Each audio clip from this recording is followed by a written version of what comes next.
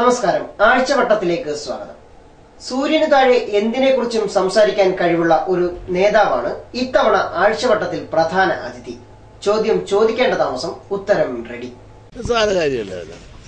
ഏത് കാര്യത്തിനും ഉടനെ ഉത്തരവല്ലേ? ഉത്തരം റെഡിയെങ്കിൽ ചോദ്യമാകാം. മാണി ബജറ്റ് അവതരിപ്പിക്കാൻ പാടില്ല എന്നാണ് LDF നേതാക്കൾ ഒന്നടങ്കം പറയുന്നത്. എന്താണ് ഇതിൽ താങ്കളുടെ അഭിപ്രായം? ഒരു മന്ത്രി എന്ന നിലയിൽ, ധനകാര്യമന്ത്രി എന്ന നിലയിൽ അദ്ദേഹം അവതരിപ്പിക്കുമ്പോൾ അവതരിപ്പിക്കാൻ പാടില്ല എന്നുള്ള ഒരു തടസ്സവാദം ആരുന്നയിച്ചാലും ആര് പറഞ്ഞാലും അത് ശരിയാണെന്ന് എനിക്ക് തോന്നുന്നില്ല. അതിനുള്ള തടസ്സവാദത്തിൽ പറയുന്ന ഒരൊറ്റ ന്യായം എന്താണ്? അദ്ദേഹം ബാർ കോഴയിലെ വിവാദ പുരുഷനാണെന്ന് അവർ.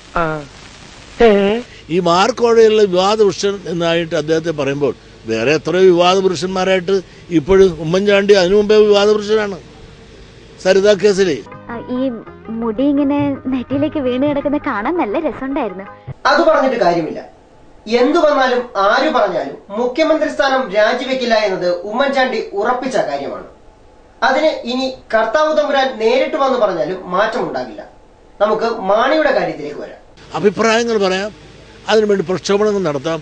പക്ഷെ അത് അവതരിപ്പിക്കാൻ അനുവദിക്കില്ല എന്ന ആ ഒരു ജനകീയ മുന്നേറ്റം നടത്തിയത് തടസ്സപ്പെടുത്തുന്നത് ഒരു നല്ല കീഴ്വഴക്കമല്ല. ജനാധിപത്യത്തിൽ നല്ലൊരു കീഴ്വഴക്കത്തെ ഇല്ലായ്മ സൃഷ്ടിക്കുകയാണ് ഇന്ന് ഇടതുപക്ഷം ചെയ്യുന്നത്. അതൊരിക്കലും അങ്ങനെ ചെയ്യുന്നു മാന്യമല്ല, മര്യാദയല്ല, ധർമ്മമല്ല. ജനാധിപത്യത്തോട് നേരെ പല്ലടിച്ച് കാണിക്കലാണ്. മാത്രമല്ല, അദ്ദേഹം കോഴ വാങ്ങിച്ചു. കോഴ കൊടുത്തതല്ലേ? കൊടുക്കാൻ ആര് പറഞ്ഞ്? കൊടുത്തവനെ പിടിച്ചകത്ത് ആദ്യം ഇട്, എന്നിട്ടല്ലേ മേടിച്ചവനാണ് പിടിക്കേണ്ടത്. അപ്പോൾ കോഴ വാങ്ങിയതല്ല, കൊടുത്തതാണ് കുഴപ്പം. ഒരർത്ഥത്തിൽ പറഞ്ഞാൽ അതും ശരിയാണ്. കൊടുത്തത് കൊണ്ടല്ലേ വാങ്ങാൻ പറ്റിയത്. മദ്യം പോലെ തന്നെ കോഴയും വാങ്ങരുത്, കൊടുക്കരുത്, ഉപയോഗിക്കരുത്. ഇതാണ് നടേശ ഗുരുവചനം. പിന്നെ മേടിക്കാത്തവരാരുണ്ട് ഇവിടെ? എല്ലാ രാഷ്ട്രീയക്കാരും സംഭാവന വാങ്ങാറുണ്ട്. രാഷ്ട്രീയ പ്രവർത്തനം നടത്തുന്നത് സംഭാവന വാങ്ങിച്ചിട്ടല്ലേ? വീട്ടിലെ പറമ്പ് വിറ്റിട്ട് രാഷ്ട്രീയ പ്രവർത്തനം നടത്തുന്ന കാലമൊക്കെ പോയി. അതെല്ലാം പൊതുജനം എടുക്കുന്ന സംഭാവന മേടിച്ചിട്ടാണ് ചെയ്യുന്നത്. അതും മാണി സാറും വാങ്ങിച്ചിട്ടുണ്ട്. സംഭാവന നേരിട്ട് മേടിക്കാത്ത ഒരുപക്ഷെ AK ആന്റണിയെ കാണുള്ളൂ. എന്നാലും അദ്ദേഹത്തിൻ്റെ സംഘടനാ പ്രവർത്തനങ്ങൾക്കും അവിടുത്തെ അസംബ്ലിയിലേക്ക്, പാർലമെന്റിലേക്ക് നിന്നപ്പോൾ അദ്ദേഹത്തിന്റെ പേര് പറഞ്ഞ് കോൺഗ്രസ്സുകാർ ഇഷ്ടംപോലെ കാശ് മേടിച്ചിട്ടുണ്ട്. അപ്പോൾ താങ്കളുടെ അഭിപ്രായത്തിൽ AK ആന്റണി മാത്രമാണ് നല്ല നേതാവ്? പറഞ്ഞത് ഇദ്ദേഹം ആയതുകൊണ്ട് അത്ര കാര്യമാക്കേണ്ടതില്ല. എപ്പോൾ വേണമെങ്കിലും അഭിപ്രായം മാറാം. സംശയമുള്ളവർക്ക് സുകുമാരൻ നായരോട് ചോദിച്ച് സംശയം തീർക്കാം. എന്നാലും താങ്കൾക്ക് എന്താണ് മാണിയോട് ഇത്ര താല്പര്യം? അതും പറഞ്ഞു എവിടം വരെ എത്തി? പച്ചക്കള്ളമല്ലാതെ വായെടുത്താ പറയുക. എനിക്ക് വരെ മാണി സാർ കാശ് തന്നെന്ന് പറഞ്ഞു. ഇത് താങ്കൾ പറഞ്ഞപ്പോഴാണ് ഞങ്ങൾ അറിയുന്നത്. വാങ്ങിയവർ മറന്നാലും കൊടുത്തവർ മറക്കില്ലല്ലോ. ബാർ അസോസിയേഷന്റെ നേതാക്കന്മാർ എപ്പോഴും ബാറുകാരുടെ താല്പര്യം സംരക്ഷിക്കാനാണ് പ്രവർത്തിക്കേണ്ടത്. അതിന് രാഷ്ട്രീയക്കാരോ തേജോവധം ചെയ്യാനായിട്ടുള്ള വേദിയാക്കിയോ അതിന്റെ സ്ഥാനമാക്കിയോ ഇതുപോലുള്ള നേതാക്കന്മാരെ എടുക്കരുത്. അതൊരിക്കലും ശരിയല്ല. ഇത് സമുദായ നേതാക്കൾക്കും ബാധകമാണ്. താങ്കൾ രാഷ്ട്രീയ നേതാക്കളെ ഒരിക്കലും കുറ്റം പറഞ്ഞിട്ടില്ലാത്തതുകൊണ്ട് ഇത് സാരമില്ല. ഇനി ആരെ കുറിച്ചാണ് പറയാനുള്ളത്? PC George. ഓ, ഒരു വെടി PC-ക്ക് ഇരിക്കട്ടെ. അദ്ദേഹത്തെ കുറിച്ച് താങ്കൾക്ക് എന്താണ് പറയാനുള്ളത്? PC ജോർജ് ഈ അഴിമതി ഇല്ലാത്ത ഒരു രാജ്യം കാണണമെന്ന് വലിയ സ്വപ്നം കാണുന്ന ആളാണ്. സ്വപ്ന ജീവിയാണ്. ഇങ്ങനെ പലപ്പോഴും പുള്ളി ഇങ്ങനെ സ്വപ്നം കാണാറുണ്ട്. ഈ സ്വപ്നങ്ങളൊന്നും ഇവിടെ നടക്കാൻ പോണില്ല. അതായത് ഇതിക്ക് മുമ്പും പല അഴിമതി ആരോപണങ്ങൾ പറഞ്ഞു കുറേ നാൾ കഴിഞ്ഞ ശേഷം അദ്ദേഹത്തെ പിന്നെ ആ പറഞ്ഞതിൽ നിന്ന് പിന്നെ ഒരു ഒച്ച പിന്നെ കേൾക്കാറുമില്ല. ഇപ്പോൾ യഥാർത്ഥ അഴിമതി നടക്കുന്ന ആളുകളെ മുഴുവൻ അദ്ദേഹം പറയുന്നില്ലല്ലോ. ചിലരുടെ മാത്രം എന്തിനാ പറയണത്? അദ്ദേഹത്തിൻ്റെ പാർട്ടിയിലില്ലേ? അതല്ലെങ്കിൽ വേറെ പാർട്ടിയിലില്ലേ ഭരിക്കുന്നവർ തന്നെ? അത് പറയാതെ ചിലരുടെ മാത്രം ഒറ്റ പിടിച്ച് തേടിപ്പിടിച്ച് വേട്ടയാടുന്ന ശരിയല്ല. പറയുമ്പോൾ നിഷ്പക്ഷമായി ഈ രാജ്യത്ത് അഴിമതി നടത്തുന്ന, കൈക്കൂലി മേടിക്കുന്ന, ഭരണത്തിൽ നടത്തുന്ന മന്ത്രിമാരെ ഉദ്യോഗസ്ഥന്മാരും ഉണ്ട് ഇവിടെ. ആ ഉണ്ട് ആളുകളുടെ ശരിയായ സത്യസന്ധമായ ഒരു അഭിപ്രായം PC പറയണമെങ്കിൽ നമുക്ക് അത് അംഗീകരിക്കാം, മാനിക്കാം. പക്ഷെ PC-ക്ക് ചില ആളുകളുള്ള വേട്ടയാടി ഒറ്റതിരിഞ്ഞ് വേട്ടയാടുന്ന ശൈലി ശരിയല്ല. എന്നോട് പറയുന്നത് ഞാൻ പറഞ്ഞേക്കാം. വഴക്ക് വേണ്ട, സഭ്യമായ ഭാഷകൾ മാത്രം ഉപയോഗിക്കുക. ഇനി അടുത്ത ഇരയെ തേടാം. ആരാണ് ആ ഭാഗ്യവാൻ? സുധീരൻ. KPCC പ്രസിഡന്റ് VM സുധീരനാണ് ആ ഭാഗ്യം കൈവന്നിരിക്കുന്നത്. വെള്ളാപ്പള്ളിക്ക് സുധീരനെ കുറിച്ച് നല്ല മതിപ്പാണ്. അക്കാര്യം ബാർ വിഷയം തുടങ്ങിയ കാലം മുതൽ നമുക്ക് അറിവുള്ളതുമാണ്. നമുക്ക് വെള്ളാപ്പള്ളിയുടെ വാക്കുകൾ ശ്രദ്ധിക്കാം. എവിടെ വിശുദ്ധ? നിങ്ങൾ എഴുതി വിശുദ്ധത ഉണ്ടാക്കണം എന്നുള്ളതല്ലാതെ വിശുദ്ധതയുടെ അയൽപക്കത്ത് പോലും പോകാത്ത ആളാണ് സുധീരൻ. വിശുദ്ധത നിങ്ങൾ എഴുതി ഉണ്ടാക്കി നീ ഉണ്ടാക്കിയെന്നുള്ളതല്ല. എന്ത് വിശുദ്ധത ഉണ്ടെന്ന് പറ, നിങ്ങളത് പറ. എന്ത് വിശുദ്ധത? പുള്ളി കോൺഗ്രസ് വന്നപ്പോഴുള്ള സ്വത്തും ഇപ്പോൾ ഉള്ള സ്വത്തും കൂടെ ഒന്ന് എടുക്കാവോ? ബാക്കി പത്രം എടുക്കാവാ? വിശുദ്ധതയുടെ പേജുകളൊന്നും മറിക്കണ്ട. അങ്ങനെ ആരും പുണ്യവാണന്മാരൊന്നും ആകണ്ട. പണ്ഡിതനാണെന്ന് തോന്നുന്നു. അർത്ഥം പറഞ്ഞു കേട്ടില്ലേ? ശരിയാണ്. ആരും അത്ര നല്ല പിള്ള ചമയണ്ട. പ്രത്യേകിച്ചും പിള്ളയ്ക്കുമുണ്ട് വെള്ളാപ്പള്ളിയുടെ വക സമ്മാനം. പിള്ളയ്ക്ക് മാത്രമല്ല, കുഞ്ഞു പിള്ളയ്ക്കും. പറഞ്ഞ് മാറ്റി പറയാൻ യാതൊരു മടിയില്ലാത്ത ആളാണ് ആർ ബാലകൃഷ്ണപിള്ള. കാരണം അദ്ദേഹം തന്നെ പറഞ്ഞ് പിന്നെ അത് മാറ്റി പറഞ്ഞ് ഇത് രണ്ടും ഞാൻ കേട്ടതാണ്. എൻ്റെ വീട്ടിലിരുന്ന് പുള്ളി എന്നെ മകനെ പറ്റി പറഞ്ഞ് ഞാൻ കേട്ട് മുള്ളിനെ ഇരുത്തിക്കൊണ്ട് അത് ഞാൻ പറയുകയും ചെയ്തതാണ്. പറഞ്ഞ ശേഷം അടുത്ത കഴിഞ്ഞപ്പോൾ അവർ അച്ഛനും മകനും ഒന്നായി. അത് ഒന്നാകട്ടെ നല്ലത് തന്നെ. പക്ഷേ ഗണേഷ് കുമാർ ഈ സ്വകാര്യ ജീവിതത്തിൽ ഒരു അഴുക്ക് സാധനമാണ്. അപ്പോൾ താങ്കൾക്ക് ഇവരെ ആരെയും ഇഷ്ടമല്ല? താങ്കൾക്ക് അടുപ്പക്കാരേ ഇല്ലേ? എന്റെ ഭാര്യയായിട്ടാണ് എനിക്ക് അടുപ്പം. അത് വളരെ നന്നായി. ഇനി നമ്മുടെ വിദ്യാഭ്യാസ സമ്പ്രദായത്തെ കുറിച്ച് മുൻ മന്ത്രി ആർ ബാലകൃഷ്ണപിള്ളയ്ക്ക് പറയാനുള്ളത് കൂടി കേൾക്കാം. നമ്മുടെ വിദ്യാഭ്യാസം വികലമാക്കി. ഒരു ക്ലാസ്സിലും പഠിക്കാതെ പരീക്ഷ ജയിക്കുക എന്ന് പറയുന്നത് ലോകത്തൊരു സ്ഥലത്തേ ഉള്ളൂ. ഞാൻ ആ ലോകം മുഴുവൻ സഞ്ചരിച്ചിട്ടുള്ള ആളാണ്. കുറെ കാലം വിദ്യാഭ്യാസം വന്നിട്ടുള്ള ചുമതലയും വഹിച്ചിട്ടുള്ള ആളാണ്.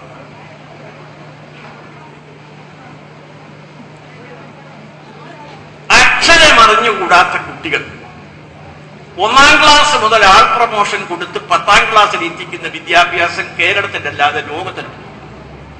അങ്ങനെ ഒരു സമ്പ്രദായം ഉള്ളതുകൊണ്ട് പലർക്കും 10ാം ക്ലാസ് വിദ്യാഭ്യാസമെങ്കിലും അവകാശപ്പെടാം. ഇതാണ് നമ്മുടെ നാടിന്റെ അവസ്ഥ. നമ്മുടെ രാജ്യത്തിനൊരു ശാപം. അത് ശരിയാണ്. പക്ഷെ ഒരു ശാപമല്ല, പല പേരിൽ ഒരുപാട് ശാപങ്ങളുണ്ട്. അതിലൊന്നാണ് രാഷ്ട്രീയം. അത് ജനങ്ങളുടെ ബുദ്ധിമോശമായി കണ്ടാൽ മതി. അത് ശരിയാ. ജനങ്ങൾക്ക് നല്ല ബുദ്ധി വന്നാ പിന്നെ അവരെല്ലാ പാർട്ടിക്കാരെയും കല്ലെറിഞ്ഞ് കൊല്ലാനിടയുണ്ട്. അങ്ങനെ ഒരു നല്ല നാൾ വരും എന്ന് നമുക്ക് പ്രതീക്ഷിക്കാം. ഇനി മാനത്ത് പാറിപ്പറക്കുന്ന ഒരു കൊടി കാണാം. കാഴ്ച പുനലൂർ നഗരസഭ ഷോപ്പിംഗ് കോംപ്ലക്സിൽ നിന്ന്.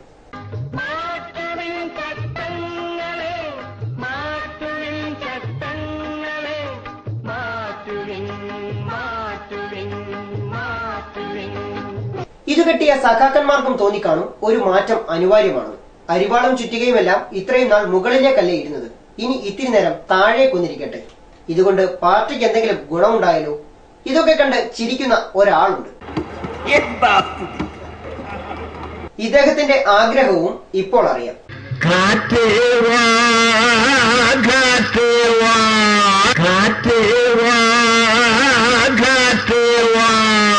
എന്തായാലും VSന്റെ ആഗ്രഹം പോലെ കാറ്റെത്തിയില്ലെങ്കിലും ഇത് ചിത്രീകരിക്കുന്നതറിഞ്ഞ് കുട്ടി സഖാക്കൾ പാഞ്ഞെത്തി. കൊടി നേരെ കെട്ടുകയും ചെയ്തു. ചെങ്കതിരകൾ നെയ്താരോ ചെമ്മാനക്കൊടി നിർത്തല്ലോ തുമ്പത്താരോ തുന്നിച്ചേർത്തതൊരമ്പിളിയോ പൊന്നരിവാളോ. ഇതാണ് പദവിയൊഴിഞ്ഞ പാർട്ടി സെക്രട്ടറി പറഞ്ഞത്. പാർട്ടിക്ക് തെറ്റുപറ്റിയാൽ തിരുത്തുമെന്ന്. ചെങ്കതിരകൾ നെയ്താരോ ചെമ്മാനക്കൊടി നിർത്തല്ലോ തുമ്പത്താരോ തുന്നിച്ചേർത്തതൊരമ്പിളിയോ പൊന്നരിവാളോ. തൊഴിലുറപ്പ് തൊഴിലാളികൾക്ക് വേണ്ടി വാതോരാതെ സംസാരിക്കുകയാണ് പത്തനാപുരത്തെ ഒരു കോൺഗ്രസ് നേതാവ്. ലക്ഷോപലക്ഷം ജനങ്ങൾ ഒരിറ്റു വയറിനു വേണ്ടി പണിയെടുക്കുന്ന ഈ സംരംഭത്തെ കേന്ദ്ര സർക്കാർ, മോദിയുടെ സർക്കാർ, BJPയുടെ സർക്കാർ നിർത്തലാക്കാൻ പോകുന്നത് പ്രതിഷേധിച്ചുകൊണ്ടാണ് ആദ്യമേ ഈ ധർണ നടത്താൻ തീരുമാനിച്ചത്. കോൺഗ്രസിന്റെ ഗവൺമെന്റ് കൊണ്ടുവന്ന പദ്ധതിയെ BJPയുടെ സർക്കാർ അട്ടിമറിക്കാൻ ശ്രമിക്കുന്നു.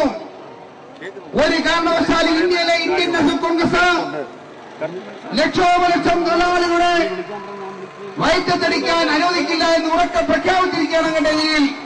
CR നജീബിന്റെ പ്രസംഗം ഇന്ദ്രപ്രസ്ഥത്തിലിരിക്കുന്ന നരേന്ദ്രമോദി ശ്രദ്ധിക്കുമെന്നും തൊഴിലുറപ്പ് തൊഴിലാളികളുടെ എല്ലാ പ്രശ്നങ്ങളും പരിഹരിക്കുമെന്നും നമുക്ക് പ്രത്യാശിക്കാം. ഇനി മറ്റൊരു ദൃശ്യം കാണാം.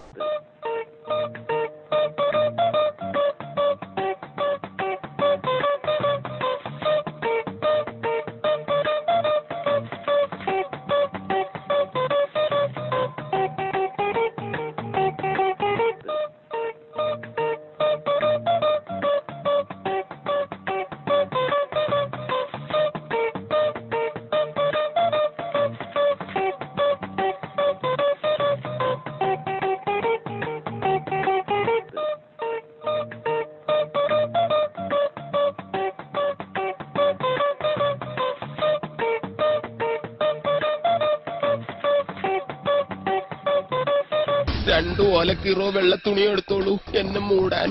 ഇതൊരു വെള്ളം കുടി മത്സരമല്ല. CR നജീബിന്റെ പ്രസംഗം കേട്ട് വെള്ളം കുടിച്ചുപോയ സ്ത്രീകളുടെ കാഴ്ചയാണ്. പ്രസംഗത്തിന് ദാഹം മാറ്റാൻ കഴിയില്ലല്ലോ.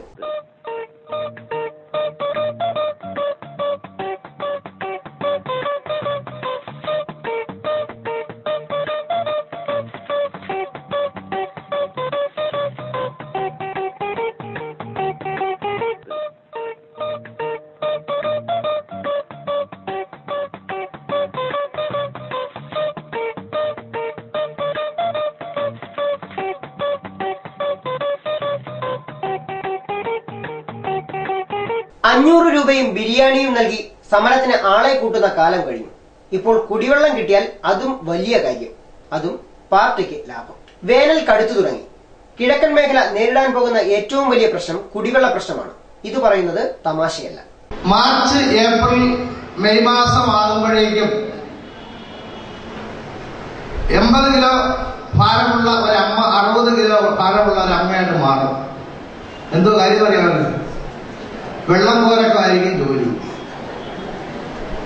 നമ്മുടെ നാട്ടിൽ ഏറ്റവും രൂക്ഷമായി ഉണ്ടായിക്കൊണ്ടിരിക്കുന്നതും കുടുംബത്തിൽ പുരുഷന്മാരെക്കാൾ ഏറ്റവും കൂടുതൽ ദുഃഖം അനുഭവിക്കുന്നതുമായ കുടിവെള്ള പ്രശ്നം ഏറ്റവും രൂക്ഷമാകാൻ പോകുന്ന ഒരു കാലഘട്ടമാണ് ഈ 2-3 മാസക്കാലം. SFCK chairman C. മോഹനൻപിള്ള പറഞ്ഞത് സത്യമാണ്. എന്നാൽ കുടിവെള്ളത്തിനായി ജനം നെട്ടോട്ടമോടുമ്പോഴും അധികൃതരുടെ അനാസ്ഥയിൽ പുനലൂരിൽ കുടിവെള്ളം പാഴാക്കുകയാണ്. യൂത്ത് കോൺഗ്രസ് പ്രവർത്തകരുടെ പ്രതിഷേധത്തെ തുടർന്ന് യുദ്ധകാലാടിസ്ഥാനത്തിൽ അറ്റകുറ്റപ്പണികൾ പൂർത്തിയാക്കി മണിക്കൂറുകൾക്കകമാണ് ചെമ്മന്തൂരിൽ വീണ്ടും പൈപ്പ് പൊട്ടിയത്. 2 ദിവസം നീണ്ട അറ്റകുറ്റപ്പണികൾ കഴിഞ്ഞ് ജീവനക്കാർ മടങ്ങിയ ശേഷമായിരുന്നു പൈപ്പ് പൊട്ടിയത്. ജീവനക്കാരുടെയും കരാറുകാരന്റെയും അലംഭാവവും അശാസ്ത്രീയമായുള്ള നിർമ്മാണ പ്രവൃത്തികളുമാണ് അടിക്കടിയുള്ള പൈപ്പ് പൊട്ടലിന് കാരണമെന്ന് നാട്ടുകാർ പറയുന്നു. പൈപ്പ് പൊട്ടി റോഡ് കുളമായതോടെ ഇതുവഴിയുള്ള വാഹനയാത്രയും കാൽനടയാത്രയും ഒരുപോലെ ദുസ്സഹമായിരിക്കുകയാണ്. പുനലൂരിൽ കുടിവെള്ളക്ഷാമം രൂക്ഷമായ സാഹചര്യത്തിൽ ലിറ്റർ കണക്കിന് വെള്ളമാണ് പൈപ്പ് പൊട്ടി ഇവിടെ പാഴാകുന്നതും. സമീപത്തായി പ്രവർത്തിക്കുന്ന കച്ചവട സ്ഥാപനങ്ങളെയും പൈപ്പ് പൊട്ടൽ കാര്യമായി തന്നെ ബാധിച്ചിട്ടുണ്ട്. പൈപ്പ് പൊട്ടി ഒഴുകുന്ന വെള്ളം ഈ സ്ഥാപനങ്ങളിലേക്കാണ് എത്തുന്നത്. നിരവധി തവണ അധികൃതരോട് പരാതിപ്പെട്ടെങ്കിലും നടപടി ഉണ്ടായിട്ടില്ലത്രേ. വില കുറഞ്ഞ നിർമ്മാണ സാമഗ്രികൾ ഉപയോഗിക്കുന്നതാണ് അടിക്കടിയുള്ള പൈപ്പ് പൊട്ടലിന് കാരണമെന്നും നാട്ടുകാർ പറഞ്ഞു.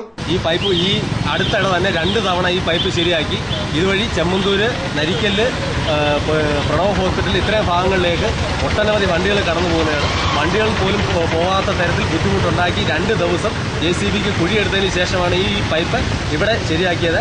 മുനിസിപ്പാലിറ്റിയുടെ പൈസ അടിച്ചു മാറ്റുന്ന ഈ കോൺട്രാക്ടർമാരുടെ അനാസ്ഥത ഒഴിവാക്കുക. ഈ പൈപ്പ് താഴെ ഇട്ട് കേൾക്കുന്ന പൈപ്പ് PVC പൈപ്പാണ്. ആ PVC പൈപ്പിന്റെ മുകളിൽ JCB കല്ലും മണ്ണും വാരിയിട്ട് അത് രണ്ടാമത് പൊട്ടിച്ചിരിക്കുകയാണ്. ഇതിന് ഉത്തരവാദി ആരാണ്? ഉദ്യോഗസ്ഥരോ അതോ ജനങ്ങൾ തെരഞ്ഞെടുത്ത ജനപ്രതിനിധികളോ? ഉത്തരവാദി ആരായാലും വലയുന്നത് ജനങ്ങൾ തന്നെ.